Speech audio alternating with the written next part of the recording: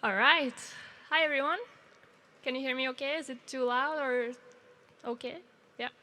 All right. So, first of all, thank you very much for coming to this month's speaker series for Future Talent. For those who are new, the Speaker Series for Future Talent is a platform where our future talent, so interns, trainees, dual students, and apprentices can come and share their experiences at Adidas, and also sharing information or knowledge they have that can be relevant for the company. So today we have two speakers. Um, it's Martin, who will talk about esports, and then we have Ephraim, who will talk about the sales marketing meeting that we're now just in Berlin. So first, it's Martin, and welcome, and thank you for signing up.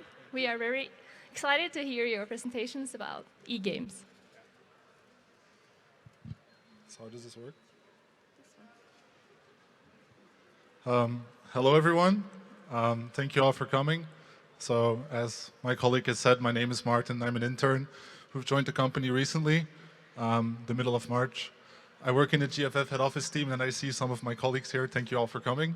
And today, I would like to talk to you, all of you, about esports and my passion about it. I'm very much into gaming, and I want to convince you that esports is more than just a game. It's my life, and it's the life of many other people. But before I do this, I have to say that everything that I will say today are my own observations. I am not talking on behalf of the company, I'm talking of myself, just so you know. How am I going to do this? The why, the how, and the what. Why do I play games? How did esports grow? And what is it all about today? Why do I play games? Difficult to answer, I would say. Once you do something for more than 15 years, it really becomes a part of your identity. So if I go to my friends and they ask me, what do you do? I just say, yeah, I play games, that's what I do. And that maybe doesn't make a lot of sense to you guys, but if this would be football, you would say, yeah, that makes sense. So I had to do a little bit of digging, and I came up with these two reasons. First, in the beginning, when I was a little child, it was mainly an escape. Better? Sorry, it was mainly an escape so I could really enjoy myself, play a game, not worry about high school, about all the gossip. It was just me in a game, so I was, playing Pokemon, whatever. You name it, I was playing it. But once you get into something, as you get into football, you get into basketball, you start making friends. And that's what it's all about for me now. I have many, like in the beginning it was friends at school, then we would bring those friendships home on Skype. And now it's really, I have so many friends all over the world that I've never seen, and some of them I'm very close with. And that might sound weird to you, but it's completely normal to us. Enough about myself, more about the topic itself, because that's why you're all here. How did esports grow? Well, obviously we need a video game first to play, so we're playing. But back in the day, gaming was, kind of inconvenient because the internet wasn't that good. So we would start playing 5 versus 5, but then after a while, you would be happy if there was still 3 playing left on the server. So that was an issue, but we as gamers, we think that we're inventive, so we invented LAN parties. And what this means is, if you would go to your friend's house and you bring your PlayStation, you play FIFA against that person. We do exactly the same, but then with our computers. So me and my friends, 4 of us, we go to someone's house. The mom is not that happy, but we all start playing together Age of Empires. And that's really where it all started. Other people, they wanted to introduce money. So they wanted to make these LAN parties even bigger. So what is this all about? It's basically a tournament created by gamers and for gamers, whereby the main idea is you contribute 20 to 25 euros, and in turn, you're allowed to compete against other people on a specific game. And obviously, over time, these things got bigger and bigger, and that's why we're where we are today. So I'm trying to make it somewhat a cultural shift. It's not really about casual gaming and having fun. It's really about, professional gaming, professional events, professional teams. It's about competing. It's about being better than the other person. And everyone has the same chances. The only way you're going to be better is by being more accurate or by being strategically better. Obviously, esports has grown quite a lot. And we might ask, yeah, how did this come? I think these are the main reasons, in my opinion. So first, the internet became a lot better, so we could just stay at our home, and that's what we do because we're lazy people and we play games. And then also that internet enabled digital game distribution. So in my case, when I was younger, I would always have to ask my mom, Mom, can we please go to the store and buy this new game? She's like, eh. And now I could just ask her credit card, and that worked too. So that was a lot more convenient. That's a different story. Second reason, freemium. So really these esports companies who publish the game, they made their games free to play. So that means that it's very accessible. People can start playing together. And there's a big difference between buying a game and simply clicking and start playing like 2 hours later. So that's amazing. And the third element is the streaming component, which you will see something of later. It's really, the live streams that we watch of football today, it's the same about esports. We can watch those games live nowadays. So you might ask, what is esports today? Well, it's quite big, but before I do this, I want to make a small comparison between these two people. You know this guy, of course. You don't know that guy. I know that guy. He's my idol. Yeah, he looks a little weird, but that's what he's all about. He's a funny character, and he plays games on a high level. And we have the same birthday.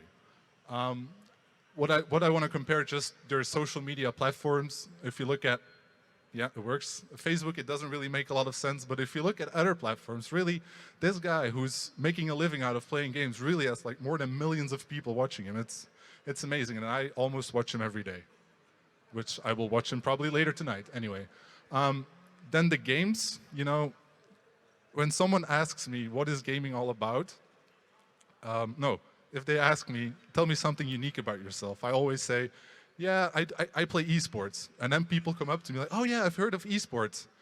And then they say, oh yeah, it's about FIFA and Fortnite. And then my little esports heart dies a little bit inside because there's actually way more games. All these games are being played competitively. And you see here between the brackets, those are the games that I play. Not all at the same time, obviously, that's kind of complicated. But that Dota 2 one is my favorite one at the moment. And there is many more. So just that you have a better understanding. Then the different stakeholders that I find relevant, we're going to focus on teams, publishers, events, and leagues, and we're going to briefly dive into each of them. First, the events. Here, again, I want to overwhelm you with how many tournaments there are and how much stuff is going on. These are the different games that you might have never heard of before. They're ranked based on, you can see like the amount of players competing, the amount of tournaments. It's amazing. And every time that I'm home, I can go and watch something. Then, really, to me personally, because I'm a part of this lovely world, it's about the teams and the players. So just as in traditional sports, I'm very much into basketball. So I have my favorite team, my favorite players. I follow those guys online. I have exactly the same with gaming. I have my favorite teams, my favorite players, and I watch those highlights. The only big difference is in traditional sports, we have teams related to cities or to countries, Bayern Munich or the Mannschaft. In esports, it's all about esports organizations. So for instance, Cloud9, they're an esports organization and they have multiple teams and multiple games. And secondly, that's a world map if you can identify it. These esports organizations also have like a specific region they're tied to. So Cloud9 is an American organization, mainly American teams, mainly American fans. I'm from Belgium personally, so I support these guys. These are European teams. These are my guys. If they win, I'm happy. If they lose, I'm pretty sad. But they're doing good at the moment. Thirdly, the publishers. These are really the companies who own the games. I find it very interesting personally because the games are like company property, which makes it quite complex to deal with them. Some have open ecosystems, such as Riot Games. Closed, sorry. They organize everything themselves. These guys, they have external partners, external event organizers. And I want to briefly jump into this one because that's my favorite game, and I want to tell you a little story. So this game has a league. It's just as in football, you have the season, and at the end there is one winner. In this game, it's exactly the same. There's a lot of components to it, but the main thing I want you to focus on is this one. This is the biggest tournament in this game, and if this thing is going on in August, I am watching. Doesn't matter where I am in the world or what time it is, I make sure that I'm watching. And this is really the World Cup. And in order to qualify for this World Cup, you need to earn points. You can earn points throughout the season, throughout these tournaments, or you can also take the really tough route, and that's going through the qualifiers, which is a very long way to go. And now you might wonder, why am I saying all this? Because you've never played this game, you've never seen it. I want to show you a quick story, a quick video about the grand finals of this tournament. So as you can see, these two guys, they really went through the open regional qualifiers, to the closed regional qualifiers, to the tournament, where they then finally competed in the grand finals, and I was at the edge of my seat when this was all happening. And yeah, I want to show you the final moments of that. You might not be able to understand what goes on inside the game, but we can all see what human emotions are about. And when those guys were winning, I was doing something similar in my bedroom. But let's see if it works. Sorry. It disappeared. Yeah. Sorry for the technical issues.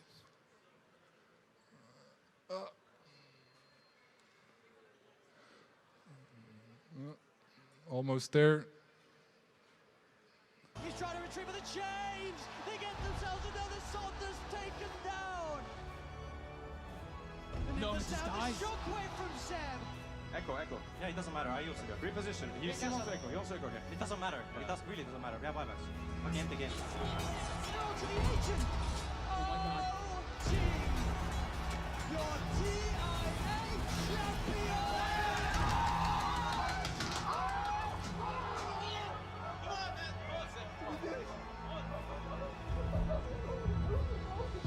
Yes, you did it.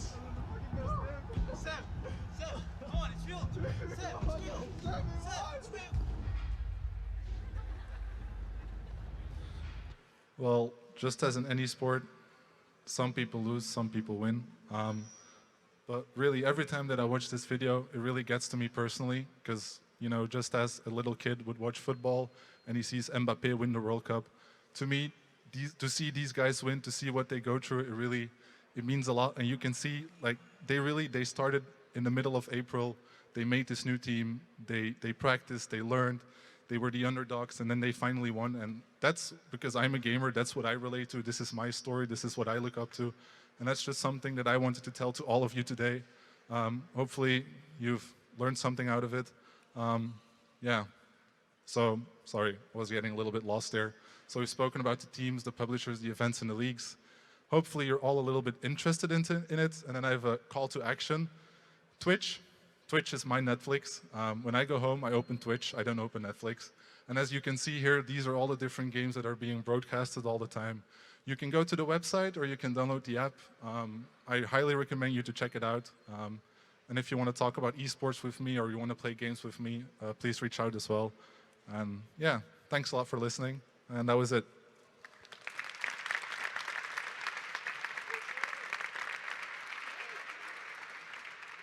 Any questions? I thought my department had some very difficult questions. No? Well, thanks a lot. Thank you. So if anyone have any questions, I'm sure they can just go and reach out to Martin directly. Thank you very much for your presentation.